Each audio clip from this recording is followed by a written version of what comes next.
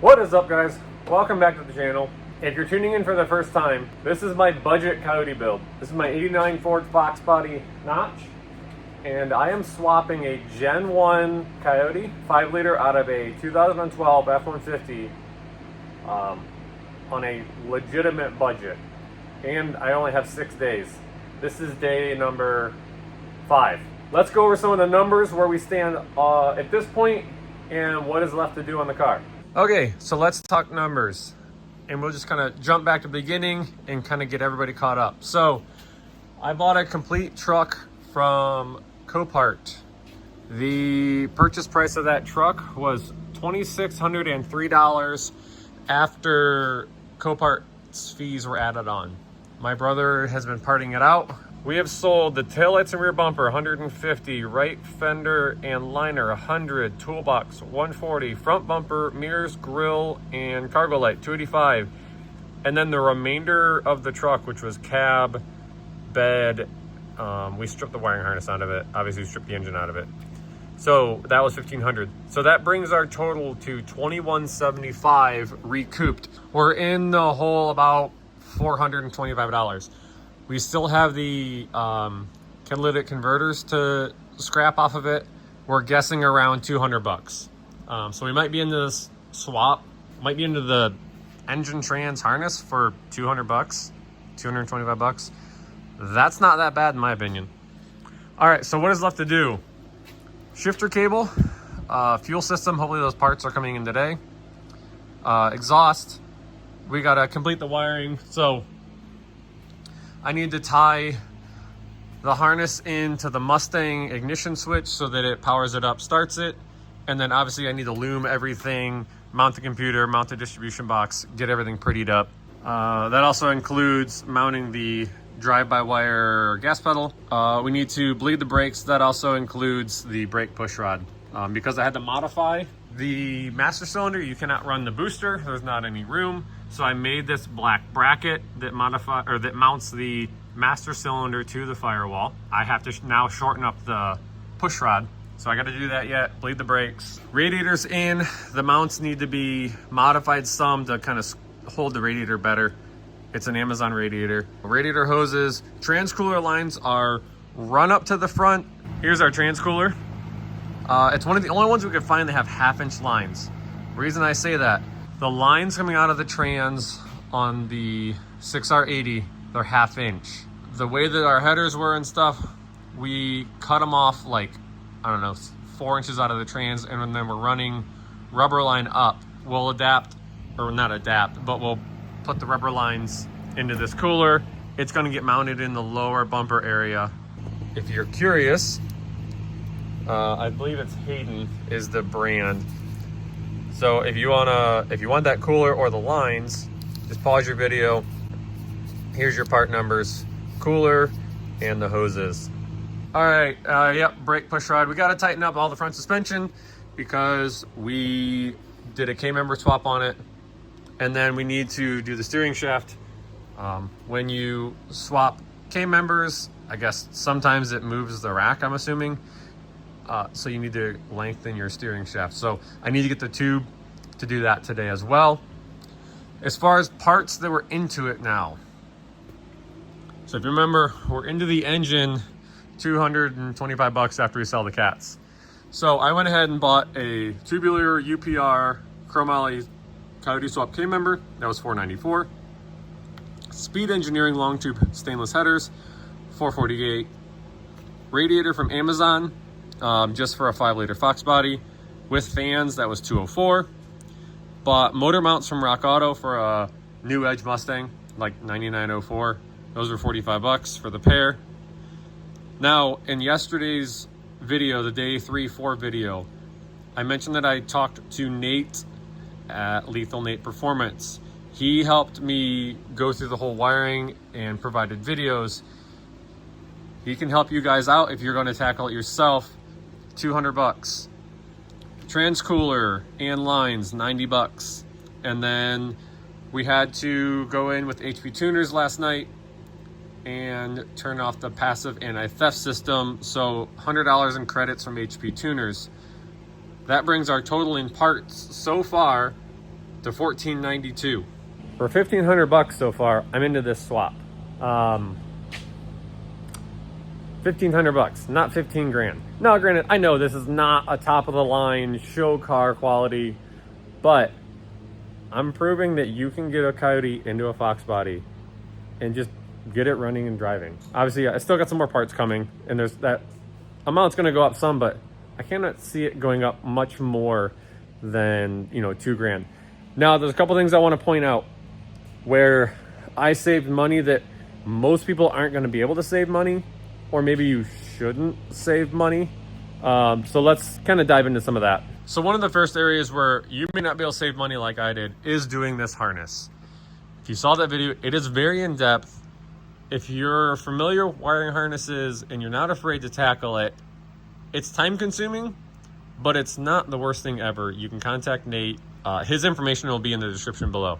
Or you can send your harness to him and he'll do this for you. And it's still cheaper than some of the other options that are out there. I believe he does Gen 1 and Gen 2. I think he might do Gen 3, but don't quote me on that. Okay, another area where I have cut cost, I guess you could say. All right, so one more area that I was able to save. Now, I say save, it's more so put the cost off till a later point. So this car is originally a 4-cylinder car, which means it's got a 7.5 open diff weak. I know it's gonna break, I know it's not ideal, but the point of this whole swap project is getting the engine in the car, getting it running and driving. If you got a V8 car, it's a whole different story. So that's why I'm not really calculating that in. But as far as drive shaft goes, so we did something, and I mentioned this in another video, and don't flame me for this, guys. I know. This drive shaft, what we did, again, don't do this. This is the disclaimer. Stock 4-cylinder Mustang drive shaft, F-150 drive shaft. We have sleeved the Mustang drive shaft inside of the F-150 drive shaft all the way past here. It's plug welded here, welded all around here. We've spun it, it barely has any run out. Is this a permanent solution? Definitely not, but I did not want to buy a drive shaft when I know I'm gonna replace the rear end at some point, because I don't know if the 8/8s are different in length than a 7.5. Had I bought a drive shaft and it was different, then I'd buy another drive shaft. So you'll have money in a drive shaft. I think they're probably between $500 and $800. Still not terrible. Another area, I made this trans cross member instead of buying the Stiflers. I think the Stiflers is somewhere around $300. What I found really interesting with using the UPR K member and engine placement, these mounts are the factory 4-cylinder mounts in the factory location, and it put the trans mount. Now, I made this, this plate is F-150. I added this bracket right here, and then we've got like it's like a turbo 400 or a turbo 350 trans mount. It's, you know, your typical 2 bolt holes and a stud. It's flipped upside down because I think normally on the trans, on like a turbo 350, it'd be the other way. But so that's what we got going on there. So if you don't have the fabrication skills, you may have to buy a cross member. Again, I think they're around $300. It's not the worst thing in the world. Another thing I wanted to touch on is the fuel system. I'm still waiting on parts. We're buying like a 255 pump, Carter or whatever, Walbro, whatever. We're buying a 255 pump to just drop in basically a direct replacement for that. And then what we're running for fuel line, this is a plastic high pressure fuel line. This is a lot of what factory cars use, and I'll prove that here in a second. There's what it is if you're curious, but that's what we're running for fuel line. And the reason I say like it's fine, the factory does it.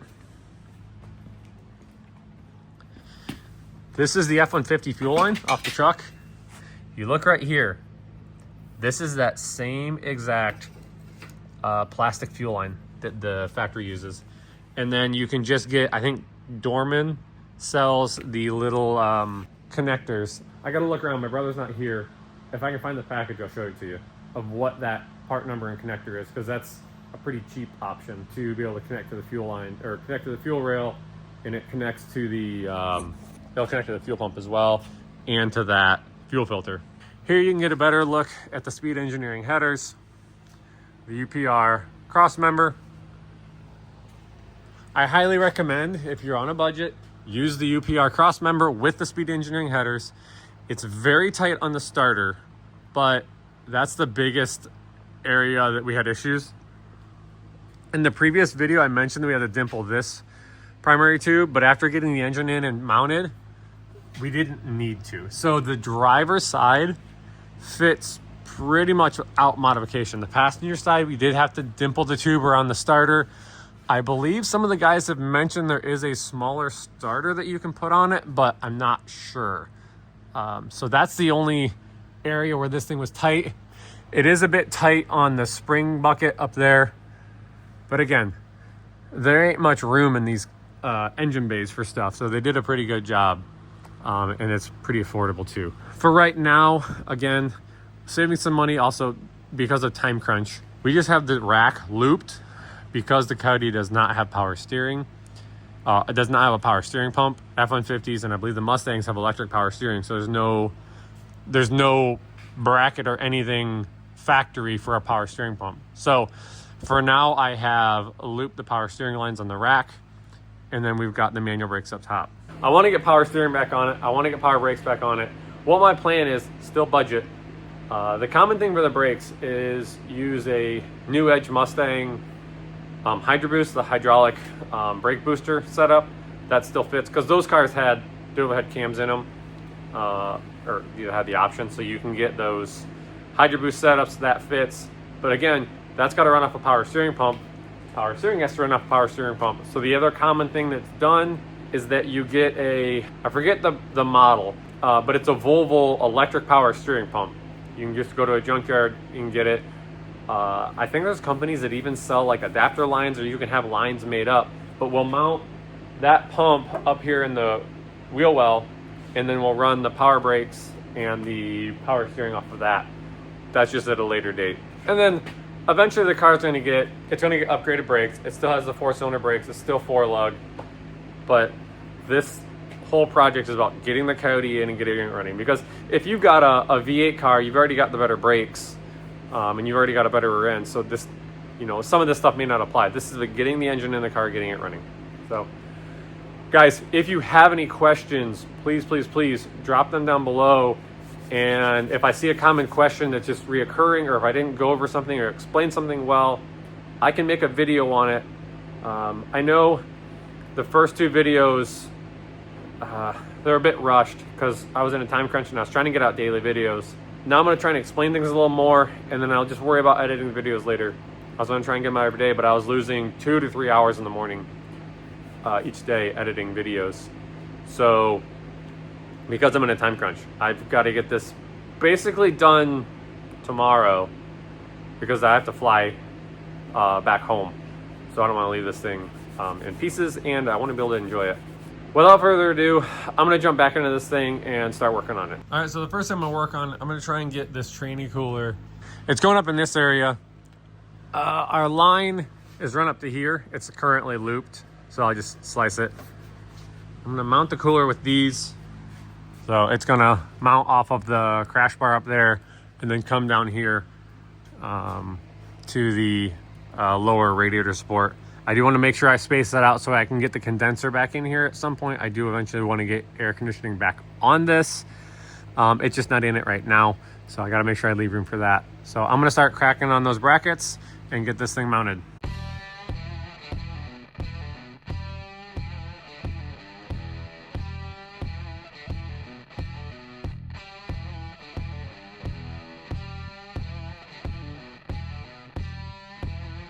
All right, so I got the first bracket done. Man, trying to get in here so you guys can see. All right, up top, focus. Okay, it's on the crash bar. And in the bottom, it's on the lower core support. It steps out to give room for the AC condenser. And then, so I'll just sit in the car like that, slightly angled forward, which is good. Allow the airflow to still come up through, kind of scoop it up.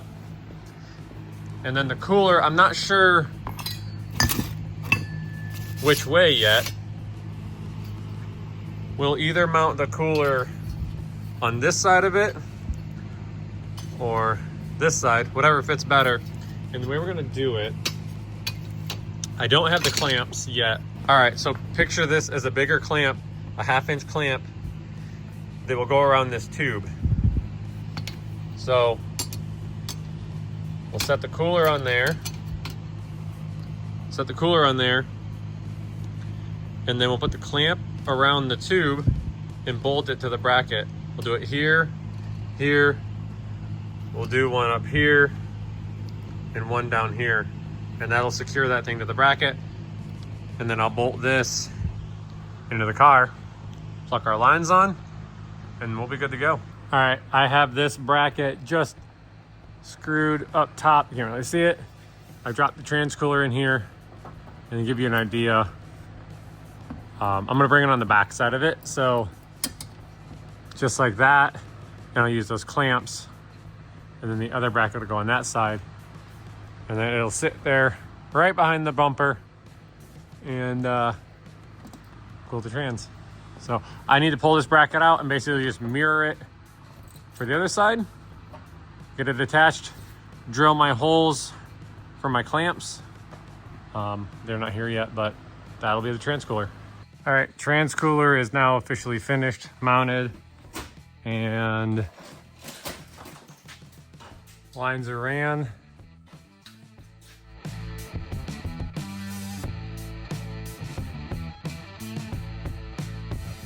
All right, so my brother's swapping out the fuel pump. So that's the fuel pump, part number we're using. And then that's the part number on the fuel filter.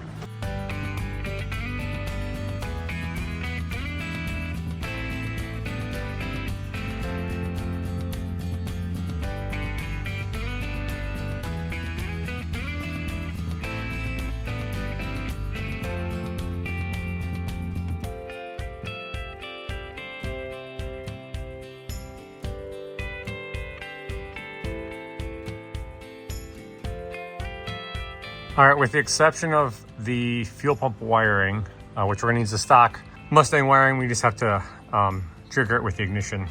With the exception of that, fuel system's done. You can see the 2 lines coming out of the tank to the fuel filter, and then our line running up and along. We got like anti-chafe protection on it on wherever it crosses sharp areas. Running along, and then up into the engine.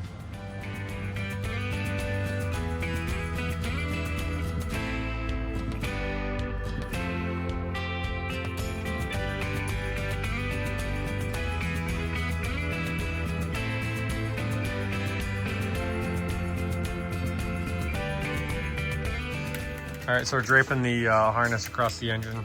Mounted the PCM right here in the firewall. We got the crank signal from the ignition switch sorted out, so it will turn the engine over from the ignition switch. The other thing I gotta figure out right now is getting the fuel pump to kick on.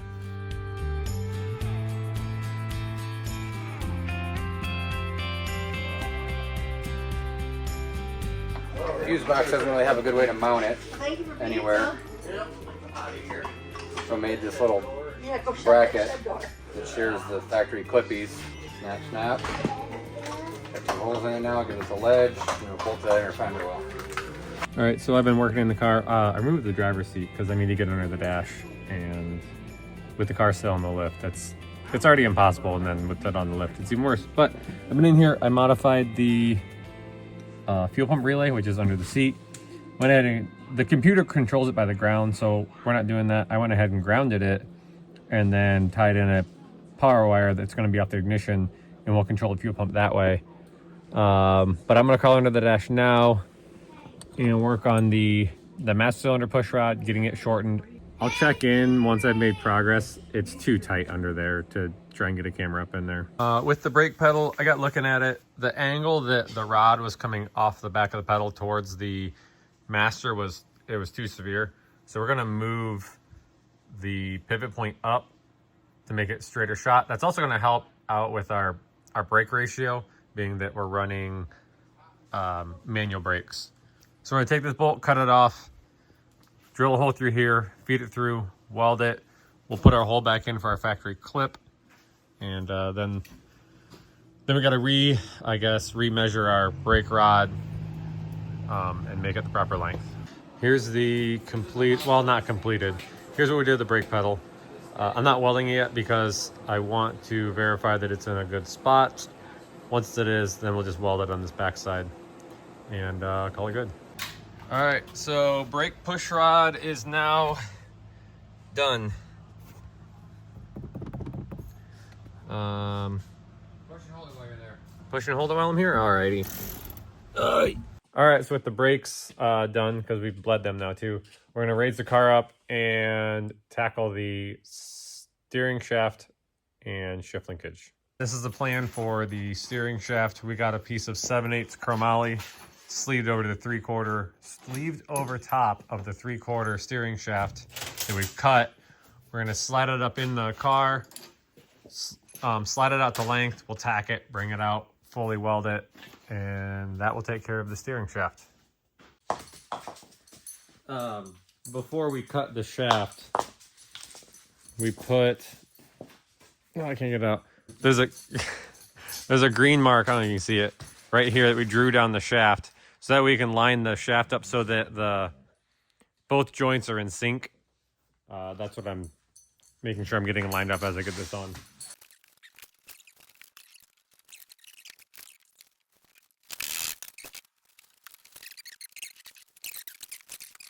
So right up there, you can see the steering shaft is contacting the header. Not a lot. So we'll still get this tacked up, pull it out, and then I guess we'll try and dimple that tube just a little bit, just for some more clearance. And then the steering shaft will be done.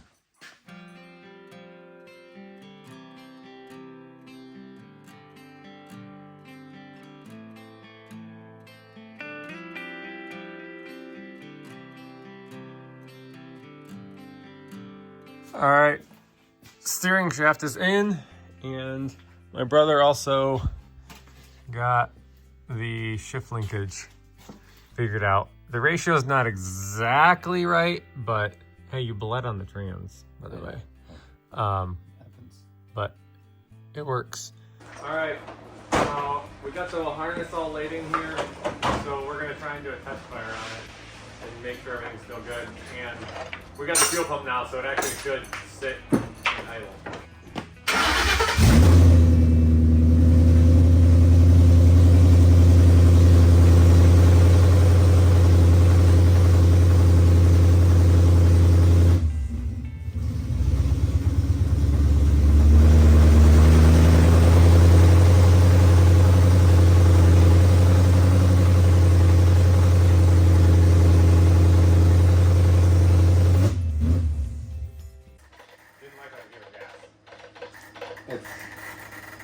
This isn't in the mass airflow, and it's making it angry. It seems like, because it's, I mean, I guess it, no, that would be before the filter. That was in the filter, I think. Okay, then. Whatever.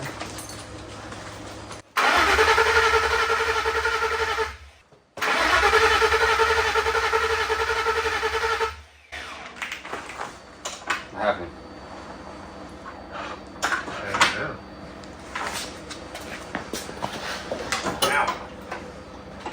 I got no throttle. Oh. You want to put that ground on? Probably. It said, I'm angry, and probably went into lit mode. All right, attempt number 2, we had a ground off.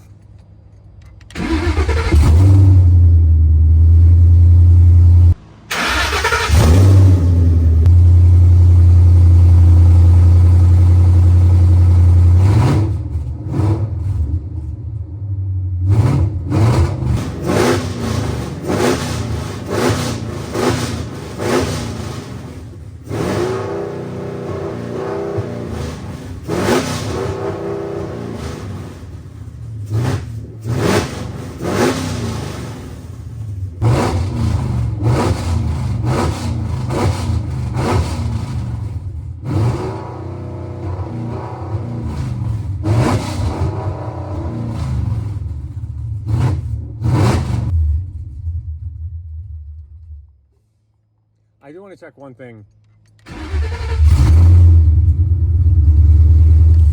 Okay, I want to verify the key actually shut it off.